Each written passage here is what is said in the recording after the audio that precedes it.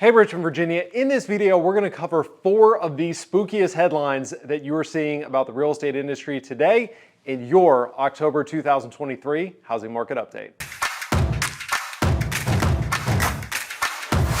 What is going on, party peeps? Thanks for tuning in. As promised, in this video, what we're going to do is we're going to break down, we're going to debunk 4 of the scariest headlines that you might be seeing circulating about the real estate market. First and foremost, mortgage rates are so high. They are historically high. They're way out of bounds. You'd be an idiot to buy a home right now with mortgage rates where they are. So let's actually break that down. So when folks talk about mortgage rates, I believe context is everything. So if you look at the graphic, what you will see is the data since 1971 for the par 30-year mortgage interest rate, thanks to our good friends over at Freddie Mac. And as you will see, in the context of the history, we are actually right in the middle of the 50-year average for mortgage rates. So the 50-year average for mortgage rates is 7.7%. As of the time of this recording, October the 12th, the par interest rate is 7.6%. So we are pretty much dead on the 50-year average of what mortgage rates are. Of course, we are more than double what we saw in the unicorn years of the pandemic of, 3 and sub 3%. But in the grand scheme of things, we're right smack dab in the middle. So sorry to interrupt the video that you're watching, but if you would ever want a no hassle, no obligation market analysis to find out what your home is worth in today's market, or maybe you want to chat about the home selling process, or maybe even want to chat about the home buying process, feel free to call or text me at the number below, or you can email me at chris@elliottreteam.com. I'll let you get back to the video. Secondly, we've got to understand where mortgage rates are headed to go. So Fannie Mae, Wells Fargo, and the Mortgage Bankers Association are all predicting that we're going to start seeing mortgage rates tick down in Q4 of 2023, and that they will progressively go down in 2024. Now, nobody absolutely knows what's going to happen in the future, but these are what the experts are predicting. These are folks that spend a lot of time, money, and energy and have experts on staff that track these things, and this is where they are projecting it will go. If you're looking at the graphic and you wonder where the dotted lines are, those were their original predictions at the beginning of the year. Obviously, they've bumped those up. They're saying mortgage rates are going to be a little higher now that we've gone through the better part of the year. But all that being said, those accredited bodies are all predicting that we're going to start seeing mortgage rates come down. Second headline is you are losing your equity as a homeowner. Let's break this one down. So it's very important to draw a distinction between the national real estate market or the U.S. market as a whole and our local Central Virginia market. I would make the argument if you are somebody that lives in Central Virginia, if you're a homeowner in Central Virginia, really the only thing that's relevant is what's happening in our micro local market. So if you look at the data, you will see over the last 3 years, we've seen appreciation in our real estate market. And year over year, we are up 7.2% from where we were September of last year. And that September, we were up 7.8% from September of 2021. So despite the scary headlines, despite what you're seeing in the news, we have seen continued appreciation in our market. And you might be asking yourself, how is that possible? This doesn't seem like it could be the case. I mean, with interest rates, with people not buying, how is that possible? I would say yes, absolutely. We've seen a decreased demand, a buyer demand in housing since interest rates have gone up. However, while that demand has come down, it has not come down as significantly as the seller supply. We had low supply going into the pandemic. We have low supply even after the pandemic, but now we have even lower supply of folks that are willing to sell their homes because a lot of folks locked in very cheap interest rates, sub 3%, 3% interest rates. So for somebody to let go of that interest rate and jump into a 7, 8% interest rate, they've really got to have a strong desire to sell. And that is what's causing the very low inventory despite the lower demand. And because of those supply and demand dynamics, we've seen prices have held and they've continued to increase. And as far as where prices are going from here, I would cite the Home Price Expectation Survey. This is a survey that's taken all throughout the year. It's a panel of more than 100 economists, real estate strategists, folks that are in, C-suite positions in real estate firms, and they poll all these people and ask them, where do you think the market is going? And as you can see, the collective opinion of these 100 plus panelist, is that we're going to see continued appreciation through 2027. Now we're going to see it at more normalized rates of 2 to 4%, which is 3 to 4% is the historical average of appreciation if you kind of average everything out over the last 50 years. So we're going to see more normalized appreciation rates. However, we are going to see continued appreciation, or at least that's what the experts are predicting, that we're not going to see prices come down. We're going to see prices continue to appreciate. And oh, by the way, friendly reminder, if we look at the last 5 years, the national average of appreciation over the last 5 years is 57.3%. So if you owned a home 5 years ago, the average of what that home has appreciated is close to 60% in the United States. Virginia's appreciation rates were 52.4%. So experts are not predicting we're going to have to give any of that back, but if we do even have to give a little bit of that back, we've gained a whole lot of ground over the last 5 years. Third, we are heading into a buyer's market. Let's break this one down. All right, so before we talk about buyer's markets and seller's markets, I like to define the terms of what is a buyer's market and what is a seller's market. And to do that, we've got to define a metric in real estate that we talk about a lot, and that is month supply of inventory. Month supply of inventory says, hey, at the rate at which homes are currently selling, if nothing new were to hit the market, how long would it take to sell out the current inventory? So if we've got 10 homes on the market, we're selling 1 home per month, we have 10 months supply of inventory. Now, a neutral market is considered 6 months supply of inventory. If it would take 6 months to sell out all the inventory, that is considered a neutral market. Anything above that is a buyer's market. Anything below that is considered a seller's market. And if you look at the month supply of inventory in our Central Virginia metro market for resale homes, you will notice that we are still currently sub 1 month supply of inventory. So we're not only in a seller's market, we are in an extreme seller's market. Now, are we in as extreme of a seller's market as we were, during the pandemic or even earlier this year? No, that figure has creeped up a little bit.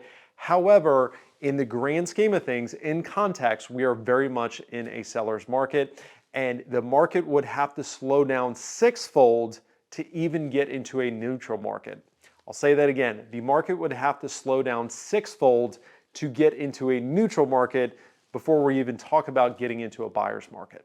Last but not least, seasonally appropriate headline is winter is a terrible time to sell. Let's talk about this one. So interesting enough, if we actually look at the data, which I always encourage clients to do, I always like to run through the data with clients as opposed to just, accepting conventional wisdom at its face value. We will see, going back to that month supply of inventory graphic, the lower the month supply of inventory, the more we're in a seller's market, the more it's a better time for a seller to be selling as opposed to a buyer to be buying. As you will notice, as we highlighted for you on that graphic, winter was the best time to sell over the last 3 years. So December, January was the best time to sell for the last 3 years. Now, whether or not that ends up being the case this winter is to be determined, but historically speaking, over the last 3 years, the winter was the best time to sell. And you might be asking yourself, how is this possible? How that can be? That has to be wrong. Once again, what we know happens in the winter is that buyer demand will drop, but it typically doesn't drop as significantly as seller supply, because a lot of sellers follow conventional wisdom of, hey, the winter's a bad time to sell. You don't want to have your home on the market during the winter. A lot of sellers don't want to move during the winter. A lot of folks don't want to interfere with the holidays.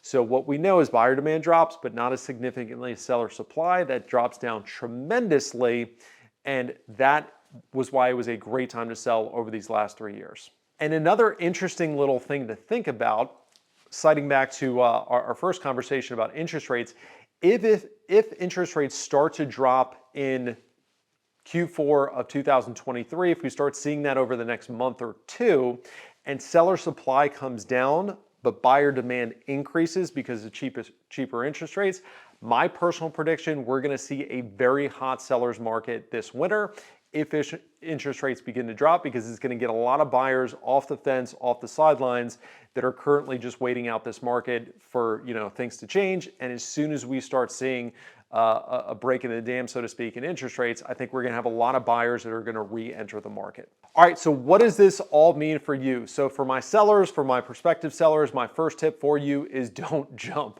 right? Despite what you might be hearing on the news, despite what's being talked about, at the water cooler, on the Zoom meeting, whatever, at the holiday get-togethers, if we look at the data, right? If we look at the data, it's still a great time to sell a home. You haven't lost your equity. We're still in a seller's market. There's still plenty of buyers out there buying homes. Secondly, the market is open for business. So as I shared with you, over the last 3 years, the winter was the best time to sell based on the numbers. We are seeing homes that are still flying off the shelf. We're still seeing homes that are selling very quickly. So if you're somebody that wants or needs to sell and you prefer not to wait until next year, that's a very real possibility. It's something that you can achieve. In my personal opinion, you wouldn't be foolish to sell your home in the winter. And then last but not least, more time equals less stress. So if you are somebody that's planning a home sale in 2024, if you're somebody that says, hey, Chris, I want to wait, or you're just thinking about making a move at some point next year, my advice to you, whether it's myself or somebody else, engage a real estate professional as early as possible in the process. Do it now before the holidays so that way they can talk you through not only what the expectation should be for what your home could sell for, but what, if anything, would be recommended to get the property ready for market. I promise if you give yourself, 4 months as opposed to 4 weeks to get your house ready, to declutter, to go through the attic, to throw out boxes, to give stuff away, kids or Goodwill, or just, burn it, it's going to be a much less stressful process for you as opposed to trying to jam everything, in the 2 to 4 weeks before you want to put your home on the market. And for our buyers, my first tip is listen to Uncle Warren. So referring to Warren Buffett, who is very famous, and I'm paraphrasing, he basically says, I'm greedy when others are fearful, and I'm fearful when others are greedy. And what I mean by that is when everybody thinks it's a great time to buy a home, it's typically not a good time to buy a home because everybody's competing for the same inventory. When everybody is convinced that it's not a good time to buy, it typically is a great time to buy because you have less competition. So here's what we know, or here's what the experts are predicting, that interest rates are going to eventually come down. And what that's going to do is that's going to create a lot more competition for buying homes, which should in turn drive prices up. If you're able to buy a home right now, if you're able to comfortably afford a home, we never recommend people put themselves in a bad financial position, but if you're able to buy a home with today's current interest rates and they go down in the future, you've locked in the price, but you can always refinance and change the rate.